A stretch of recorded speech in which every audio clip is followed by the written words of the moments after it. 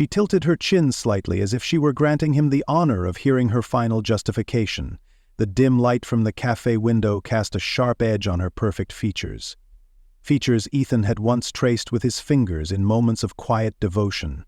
Now, those same features twisted into a mask of self-righteous defiance. Ethan didn't argue, he didn't beg. He simply leaned back in his chair and let her talk. The air between them was thick with expectation. Lauren wanted him to react, to explode, to plead, to say something that would validate her version of the story. But he didn't. He remained silent. A calm sea beneath a sky she was desperately trying to storm. She let out a dramatic sigh and shook her head. "I tried, Ethan, I really did. But I can't keep doing this. Pretending everything's fine when you're so emotionally unavailable." A pause. A calculated glance. She was waiting for him to interject, to defend himself, to give her more ammunition. But Ethan only tilted his head slightly, studying her like she was a puzzle he had already solved. Lauren continued, her voice growing more confident. "Daniel treats me the way I deserve to be treated. He listens, he makes me feel alive, and unlike you, he knows how to be present in a relationship." At the mention of her new man, Ethan finally moved. Not much, just the slightest twitch of his lips. If Lauren had been paying closer attention, she might have recognized it for what it was. The ghost of a smirk. She mistook it for pain. Lauren exhaled dramatically and reached for her purse, the soft leather brushing against the table as she prepared for her grand exit. "I didn't want to hurt you, Ethan, but I can't keep pretending, and honestly, this is for the best." Ethan nodded, just once. Slow. She blinked, clearly expecting more. Nothing. Her fingers tightened around the purse strap. "You don't have anything to say?" Ethan finally spoke, his voice steady, low, controlled. "No, Lauren, I think you've said enough." For the first time in their entire conversation, she faltered. The fight she had prepared for never came. The accusations she had braced against never landed. She had expected tears, anger, desperate pleas. Instead, she got nothing. The silence pressed against her, heavy and unfamiliar. Ethan wasn't giving her a reaction to twist, to manipulate, to use as proof of his supposed failings. He was just watching her, with an expression so unreadable it was unnerving. She swallowed. "Well, I guess this is it then." Ethan nodded again. Lauren hesitated a moment longer, as if expecting him to change his mind, to finally lash out. When he didn't, she pushed back her chair and stood. She turned, walking away with the confidence of someone who thought they had won. Ethan watched her go. He didn't call after her. He didn't chase. He just reached into his pocket, pulled out his phone and checked the recording. Every single word, perfectly captured. Because while Lauren had been busy rewriting history, Ethan had been collecting every receipt. And when the time was right, she wouldn't just lose him. She'd lose everything. Ethan had never been the kind of man who reacted impulsively. He believed in patience, in precision. Revenge, when served correctly, wasn't just a moment of satisfaction. It was a masterpiece. And Lauren, in her arrogance, had handed him every tool he needed to paint his picture. That night, after leaving the cafe, he sat in his apartment, phone in hand, watching the playback of their conversation. Her voice dripped with false sincerity, each word perfectly clear. There was no room for misinterpretation. She had admitted to the affair, tried to shift the blame, and crafted a story that painted herself as the victim. Ethan smirked. Lauren had no idea who she was dealing with. He opened his laptop and started with the simplest task, archiving everything. Every message, every late-night text she had sent when she thought he wasn't paying attention, every location check-in, every tagged photo where she was supposed to be somewhere else. The lies had always been there, but Ethan had never bothered to look for them. Now they were stepping stones, leading to her downfall. Over the next few days, Ethan moved with the kind of meticulous care that came naturally to him. He wasn't reckless, wasn't emotional. That's what Lauren had counted on. His silence, his lack of a reaction, she thought it meant indifference. But Ethan wasn't indifferent. He was focused. First, he secured the digital evidence. He backed everything up. Screenshots, emails, messages. He saved timestamps of when she had left his place but had still been texting him as if she were home. Every lie she had told, every moment she thought she had gotten away with, was documented in a folder labeled Lauren's Greatest Hits. Then, he dug deeper. Lauren had been careless, too wrapped up in her own ego to cover her tracks properly. She had sent intimate pictures to Daniel, ones with hotel rooms in the background. rooms that could be traced to her company's expense reports. Ethan cross-referenced the dates and found the receipts. She had used company money, claimed business expenses, all while meeting up with Daniel. Now that was interesting. It was one thing to betray a relationship, it was another thing to commit fraud. Ethan didn't stop there. He combed through her social media. Every post, every comment, every moment where she had spun a different version of their life. He collected voice messages where she had vented about Daniel, about how he wasn't quite the man she had thought he was. She had expected an upgrade. What she had gotten was a downgrade in disguise. And yet, she still thought she had won. The most satisfying part was how little effort it took. Lauren had built her own destruction brick by brick. All Ethan had to do was connect the pieces. Once he had everything in place, he did what he always did best. He waited. Lauren had been parading around with Daniel, posting just enough to suggest something was happening without outright admitting it. She wanted people to ask. She wanted the attention. Meanwhile, Daniel, oblivious to the storm coming, had been playing right into her hand. Ethan played the long game. He acted unaffected, even friendly, when Lauren reached out with the occasional text, pretending to check in on him. He let her believe he was moving on, that he had accepted everything without question. He was giving her space to dig her own grave deeper. Then, when the timing was perfect, Ethan made his first move. A carefully worded email to Mr. Holloway, Lauren's boss. Subject: concern about employee conduct. Dear Mr. Holloway, I wanted to bring something to your attention that may be affecting company integrity. Attached, you will find expense reports that do not align with actual business activities. You may also find interest in the location timestamps tied to these expenses. I believe transparency is in the best interest of the company. Best, Ethan Carter. He didn't need to explain further. The attachments spoke for themselves. Then came Danielle. Ethan drafted a message, something simple, something that cut straight to the point. You might want to see what Lauren was doing while she was unhappy with me. He attached the receipts, the screenshots, the texts where she had badmouthed Daniel behind his back. And lastly, the family. Ethan compiled everything into a single folder and sent it to Lauren's parents with a polite note. I know Lauren has told you one version of events, but I believe the truth should be available to everyone. I wish you the best. Then, he turned off his phone, poured himself a drink, and waited. By Monday morning, Lauren's world would start to crack. By Tuesday night, the foundation would shatter. And by Wednesday, she would finally understand what silence could do. Monday morning arrived like a storm on the horizon. Silent at first, but with an inevitable, crushing force.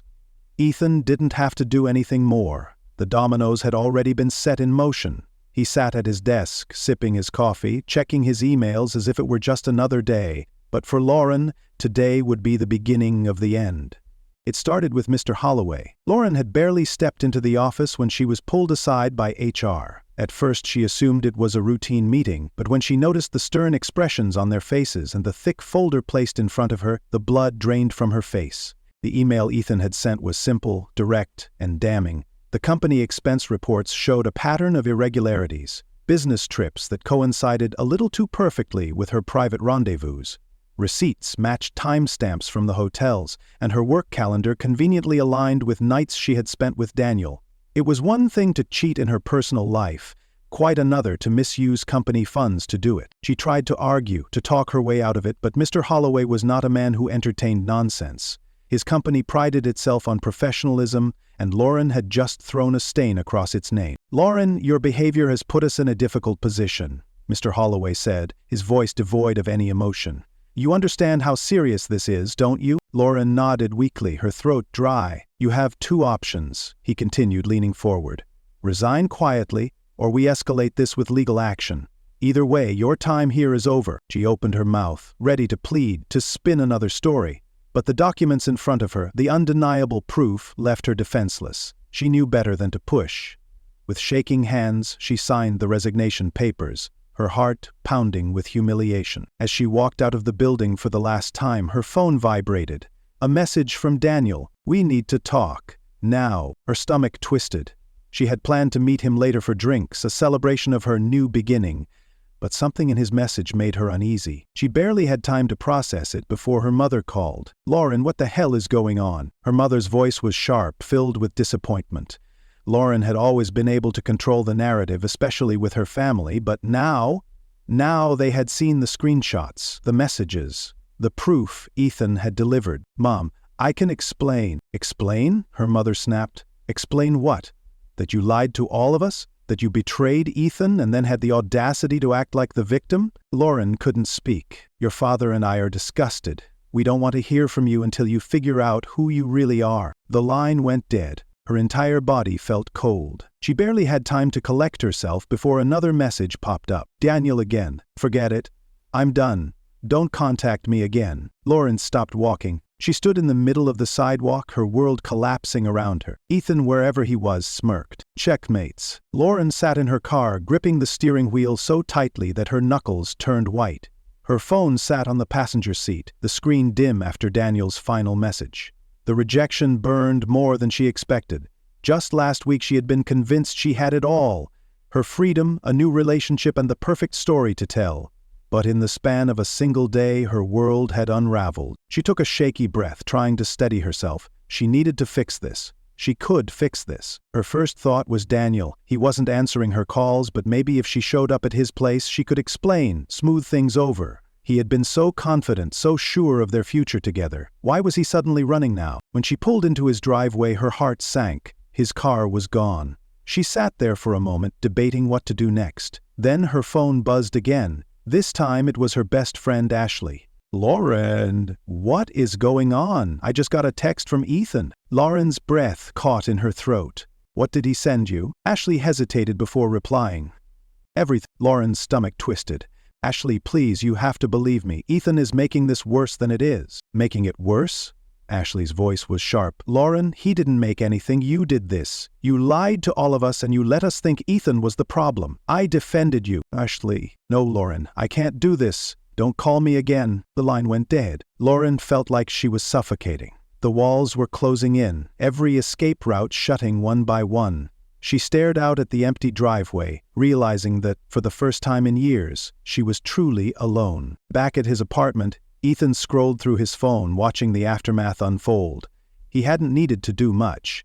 The truth had done all the work for him. Lauren had always relied on her charm, her ability to spin a situation in her favor. But charm didn't work when the facts spoke louder than her words. It didn't work when the people around her had cold, undeniable proof of what she had done. He leaned back in his chair, exhaling slowly. This was the moment he had been waiting for. Not just revenge, but justice. By the end of the day, Lauren's resignation had circulated through her company. Colleagues who once admired her now whispered about her behind closed doors.